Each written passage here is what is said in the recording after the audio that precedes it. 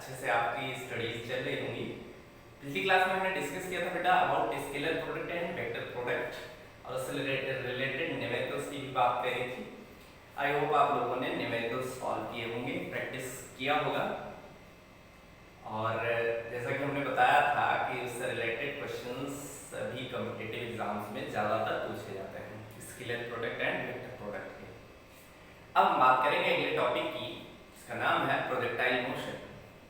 Projectile motion में अगर किसी को पत्थर फेंकना मारना तो किस स्पीड से हमें फेंकना होगा, किस एंगल से फेंकना होगा जिसकी रेंज हमें पता चले कि उतने ही डिस्टेंस पे जाके गिरेगा, इसके बारे में हम जानेंगे। कितना फ्लाइट टाइम होगा, यानी कितने टाइम बाद वो ऑब्जेक्ट या पार्टिकल किसी दूसरे पॉइंट पर गिरेगा, ये सब हम फाइंड करेंगे इस टॉपिक में। तो हमारा टॉपिक है projectile motion. Put the heading what projectile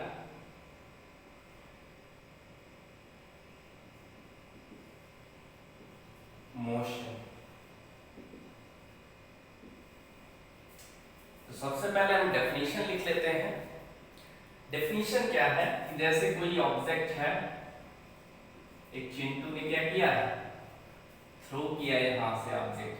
तो ऑब्जेक्ट क्या होता है, एक कर्व पाथ में मूव करता है और कर्व पाथ में स्पेस में अगर मूव करेगा तो under the influence of gravity होगी, यानी ग्रेविटी के अंदर वो क्या करेगा, ग्रेविटी के अंतर्गत वो क्या करेगा, मूव करेगा।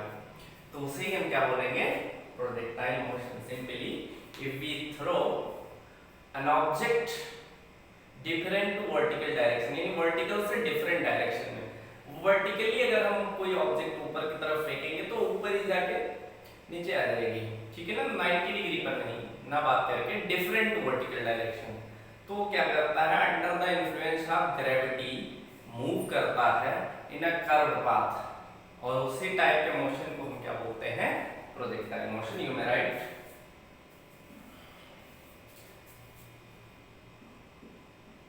when we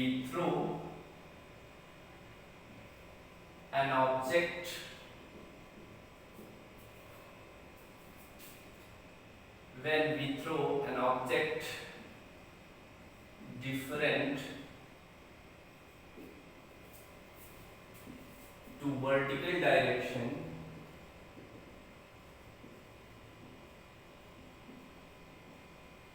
then it moves under the influence of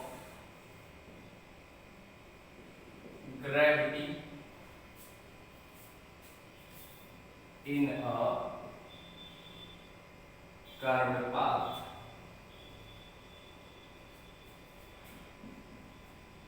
This type of motion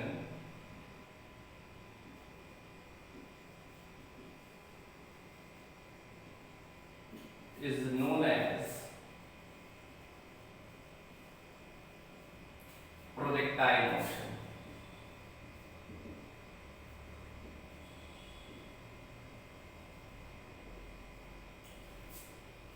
इस टाइप के मोशन को हम क्या बोलेंगे, प्रोजेक्टाइल मोशन, ठीक है। अब हम बात करेंगे क्योंकि जो कर्व पाथ में मूव करता है इस तरीके से ऑब्जेक्ट, तो उस कर्व पाथ को हम बोलते हैं trajectory. And path of the object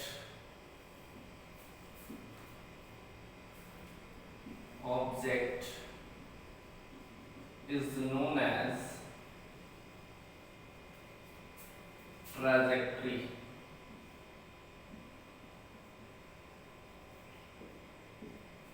ठीक है, तो डेफिनेशन आप लोगों को समझ में आ गई कि if we throw an object different to vertical direction, then object moves under the influence of gravity. This type of motion is known as what? Projectile motion, और उसका जो पाथ होगा उसे हम बोलेंगे ट्रैजेक्टरी। नोट कर लीजिए। फिर हम बात करेंगे पाथ ऑफ द प्रोजेक्टाइल, यानी किसी प्रोजेक्टाइल का पाथ कैसा होगा उसके बारे में डिस्कस करेंगे। राइट नाउ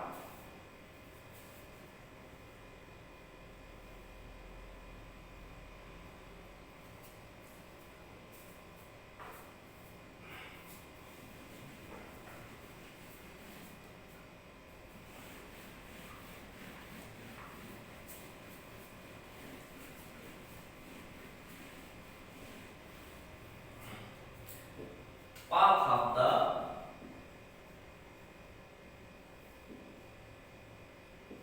projectile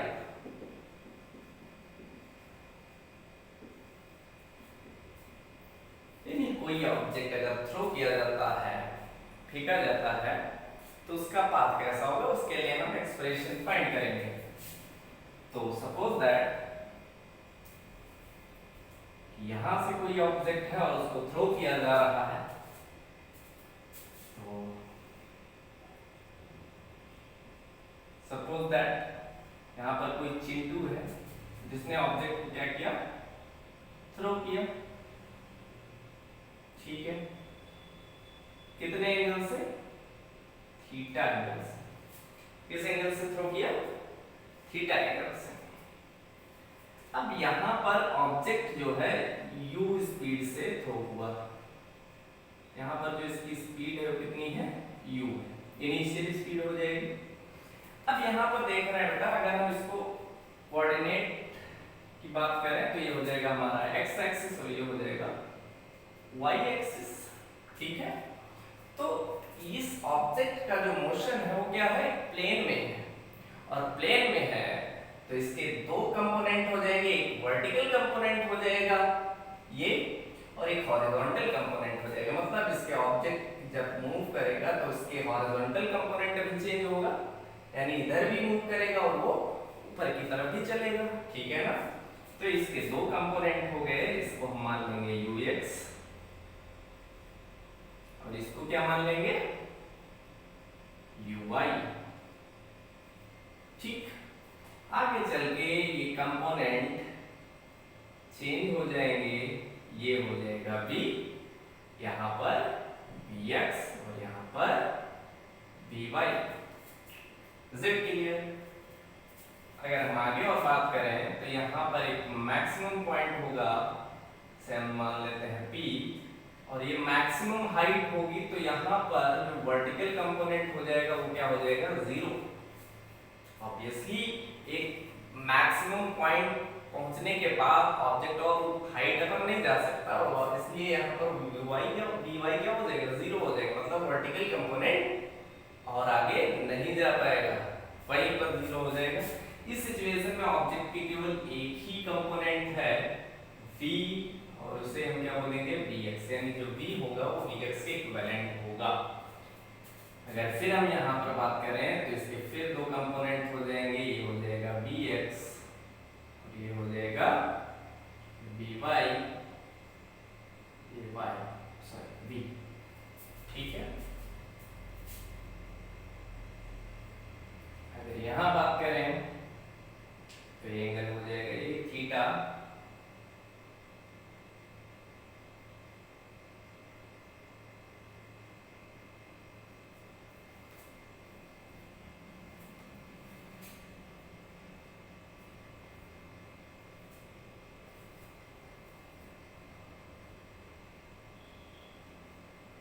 ये हो जाएगा vx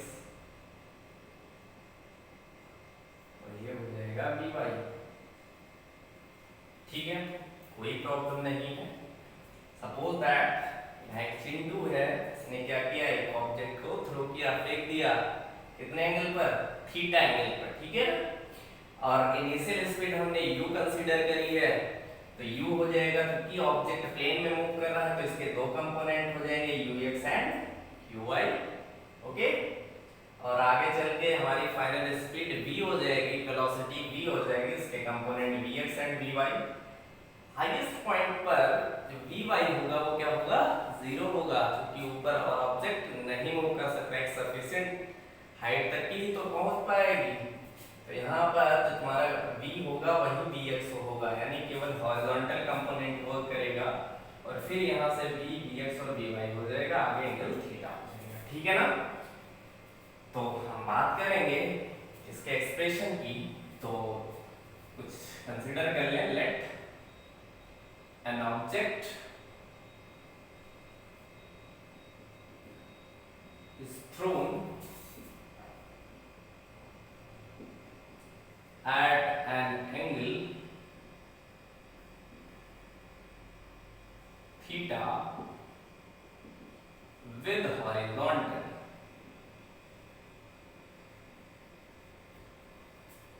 ठीक है ना, velocity of object can be resolved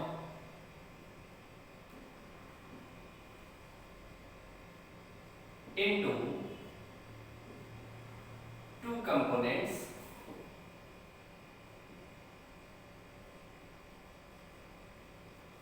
component resolve की कंडीशन हमने बेटा बात करी थी स्टार्टिंग में, वेक्टर जब हमने रेजोल्यूशन ऑफ वेक्टर्स पढ़ाया था। तो अगर आपको वो पढ़ना है तो प्रीवियस क्लास में आप देख सकते हैं। ठीक है ना।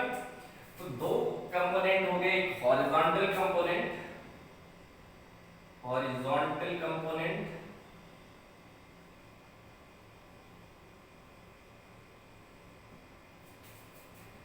ux इज इक्वल टू हो जाएगा u cos थीटा। और ये कैसे आया था, हमने वहां बताया था कि तुम्हारा बेस है हॉरिजॉन्टल कंपोनेंट, ये क्या होगा, हाइपोटेनियस होगा। तो यहाँ cos theta is equal to क्या होता है, बेस अपॉन हाइपोटेनियस। तो हाइपोटेनियस की वैल्यू u, तो ux इज इक्वल टू हो जाएगा u sin थीटा।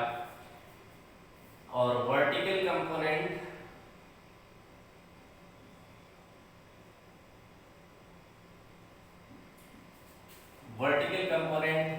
ये वर्टिकल कंपोनेंट हो गया। तो यहां से uy इज इक्वल टू हो जाएगा u sin थीटा। ठीक है ना, इतना क्लियर है। आगे बात करेंगे कि ऑब्जेक्ट जैसे ही ऊपर जाता है टाइम के रेस्पेक्ट में उसके horizontal and vertical component change होते हैं। ठीक है ना। तो हम टाइम t के बाद हॉरिजॉन्टल डिस्प्लेसमेंट फाइंड करेंगे। After time t, after time t horizontal displacement of the object, horizontal displacement क्या हो जाएगा, हॉरिजॉन्टल डिस्प्लेसमेंट x डायरेक्शन में होगा। तो हम x इज इक्वल टू लिख सकते हैं, x is equal to horizontal velocity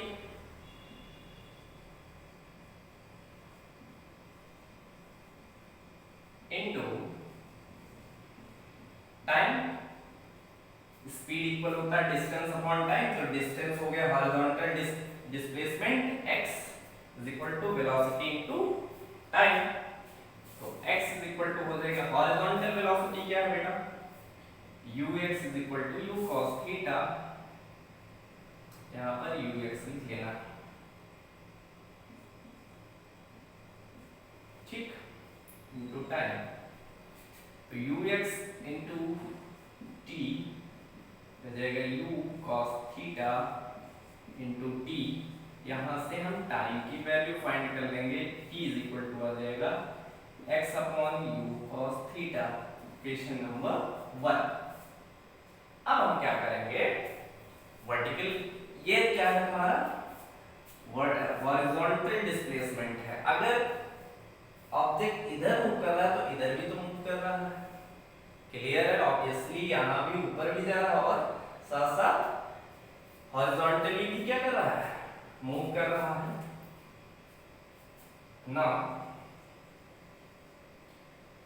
vertical displacement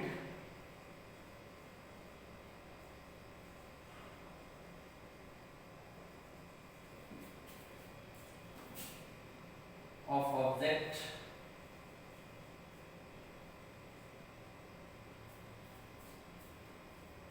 vertical displacement of object after time t. तो by second equation of motion second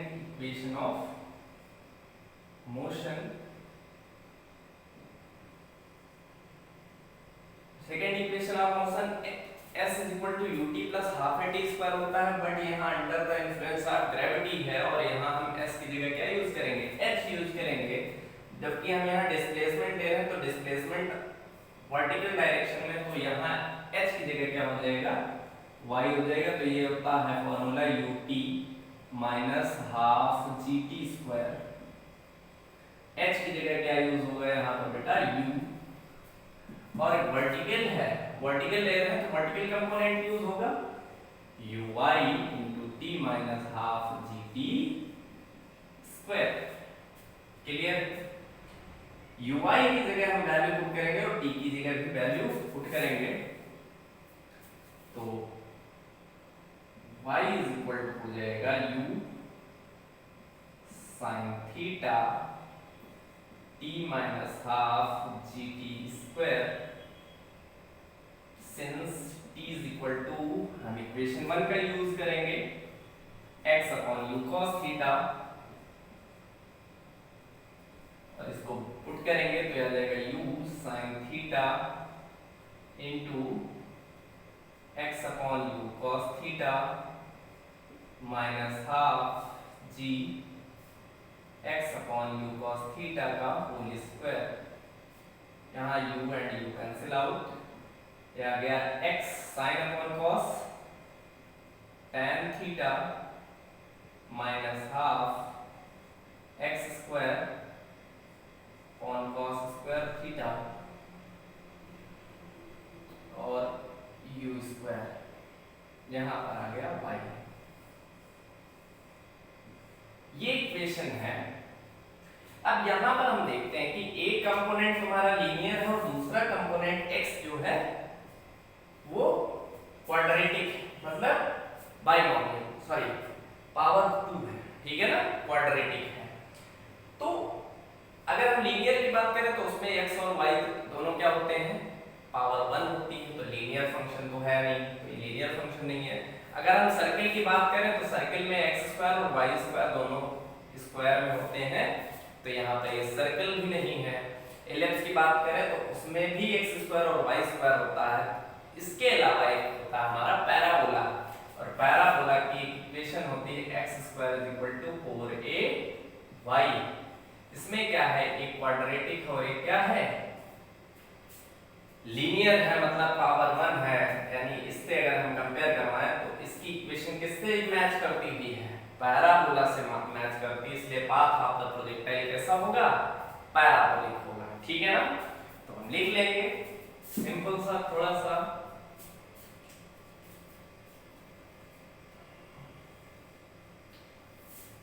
above expression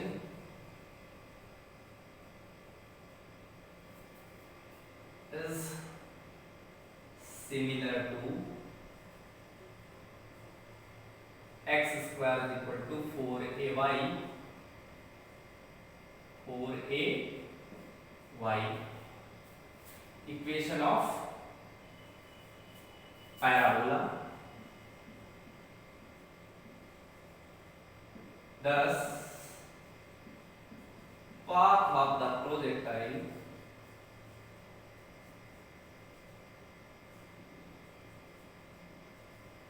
is parabolic।